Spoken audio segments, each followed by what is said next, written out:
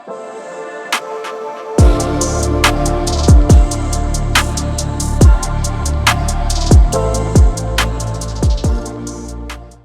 going on YouTube? It's your boy Trinity, and well, welcome back to another amazing Yu-Gi-Oh video. So before we get started with anything today, I would just like to mention, if you scrolled past the first couple of seconds on my video of my animation, it is actually almost done. So all that's pretty much left now is for it to be colored. I don't know how long that's going to take, but as far as the animation goes, it is done. So if you guys want to just go back to the very beginning and check it out fully, and if you've seen JoJo's Bizarre Adventure, then you pretty much will obviously get the reference that I'm referring to as far as my intro goes. And second thing, I have actually started a second YouTube channel called Trinity Wolf XP, which is pretty much just going to be video game based, live streaming.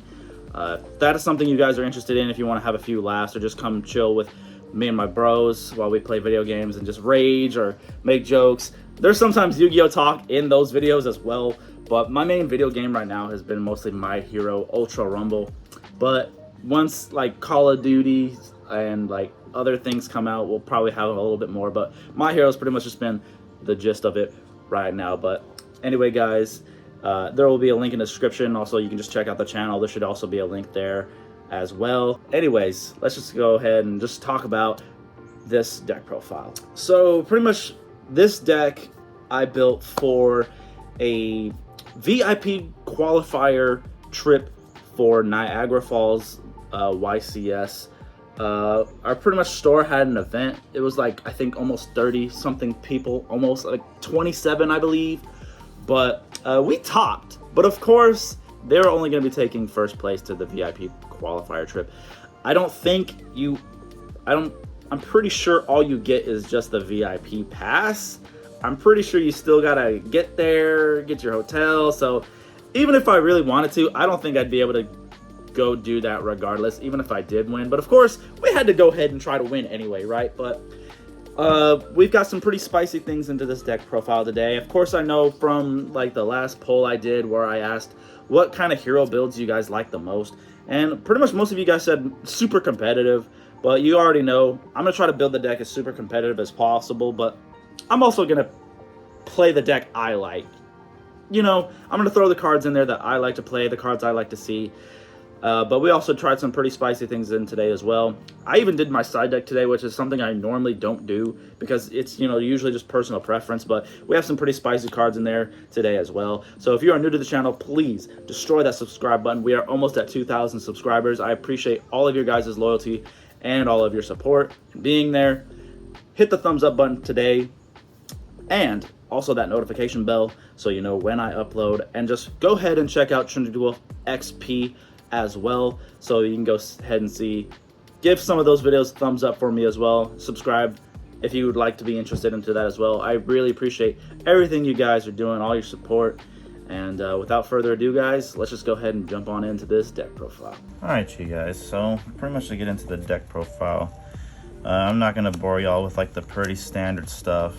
Obviously, triple Vision Hero Ferris, 2 Vion, 2 Increase, triple Stratos, 2 Mist, 1 Liquid, 1 Neos. We're pretty much doing like a pretty standard just hero line. 1 Plasma, 3 Mally, 1 Denier, and then I actually decided to put Crosskeeper back in the deck. It's only came up like once or twice because we obviously don't have like a crazy way to search this card, but it did happen to where I had like full combo and I was able to just special summon a Shadow Mist out of my hand in order to get a mass change. It was quite helpful, but I never got the chance to really use the draw 2 effect. But it was a pretty good extender when it needed to be, because I cannot remember what match I was in when I had it in my hand, but I was kind of just, I guess, not really stunned for the turn, but I guess I got hit with, I'm sorry, I honestly cannot remember the hand trap I got hit with, but it was pretty much going to make me have like a weak board, but at least I was able to get a Shadow Mist special summoned out of my hand in order to get access to mass change. But it's my first time really putting it back in the deck, and I'm somewhat enjoying it right now. And as far as like just hand traps, I thought I was playing 3 Ash, but I guess it's just 2. Now for pretty much more standard stuff. Triple Hero Lives, triple Fusion Destiny, 1 E-Call, 1 Reinforcements. That's pretty much our combo starters and extenders. 2 copies of Polymerization. You guys already know I'll never cut this card down to 2. To me, this is just, I don't know. It's never a break in my eyes. I love opening this card, knowing I can basically bait out my opponent with Vion, because most of my opponents are starting to really learn to just stop Vion, stop letting me get access to Vion. But if I already have a Polymerization in my hand, they get super upset when I'm still able to fuse off and combo anyway. And then of course the 1 Miracle Fusion. Now just triple Mash Change, triple Forbidden Droplet, 1 Called by the Grave. That's it for all of our spells. Triple copies of Impermanence, 1 Favorite Contact, and I decided to start maining Rivalry of the Warlords once again. This will pretty much, I guess, change once all of our evil heroes come out, because now we're going to be locked into Fiends and Warriors, so I wouldn't want to have to decide what my board's going to look like with Rivalry on the field. So pretty much as long as we don't have those evil heroes yet, Rivalry's going to stay. Now, for links, we got some spicy stuff today. We got 2 Crosskeeper, 1 Infernal Divisor, 1 Wonder Driver, and what actually came up quite a bit, SP Little Knight is inside of the deck. So pretty much my thought process was on SP Little Knight is like, I already know our extra deck space is wildly tight.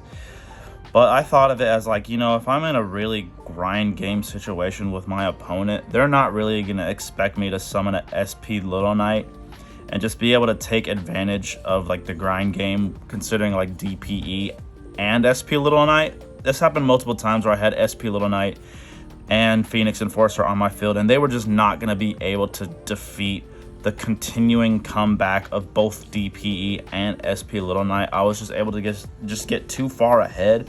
And the great thing about the SP Little Knight is the fact that since she's a warrior, if you really needed to get rid of her to combo off, our Cross Crusader is also a warrior. So if you have SP Little Knight and any other warrior on the field, hell, even if you needed to get rid of DPE, just a combo, you could literally cross with SP and DPE, make cross, bring back DPE if you wanted, use another Destiny hero, bring itself back, tribute, search.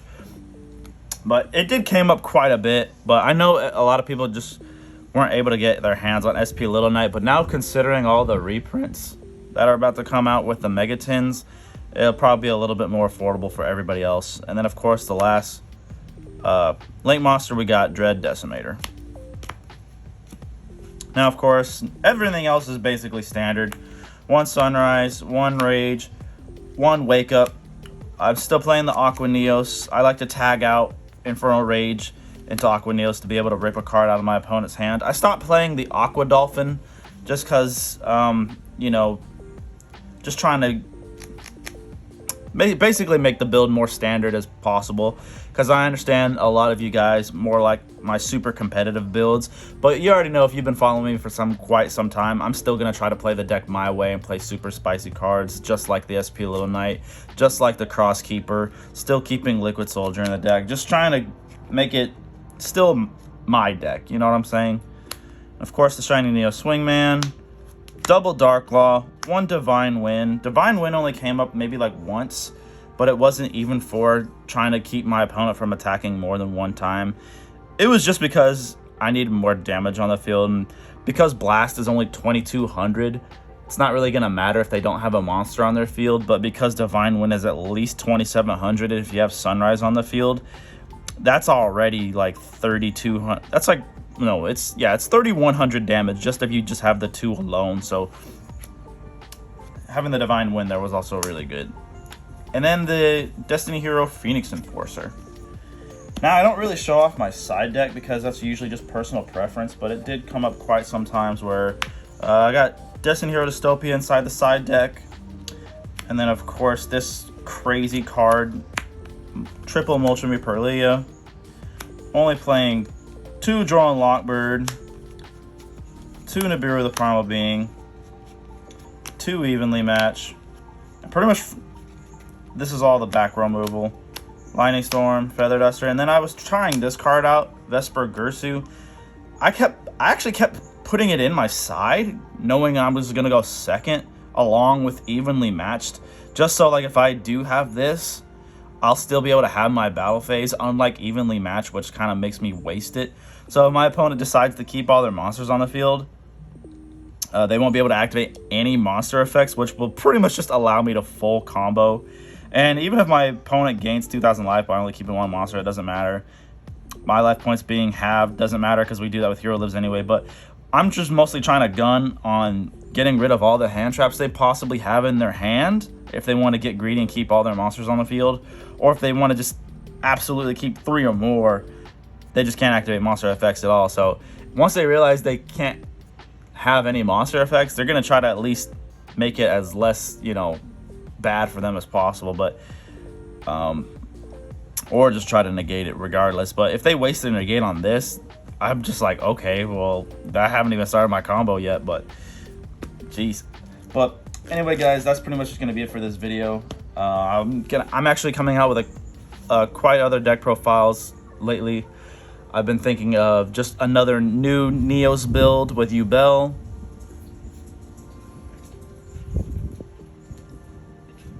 So I know a lot of people have been asking for my Hero Yubels to come back, but I'm gonna try a Neos Yubel, which actually seemed pretty fun. Trying to get Fiendsmith heroes together, and then since Ancient Gears have had their new cards, I haven't really done anything with that as of yet.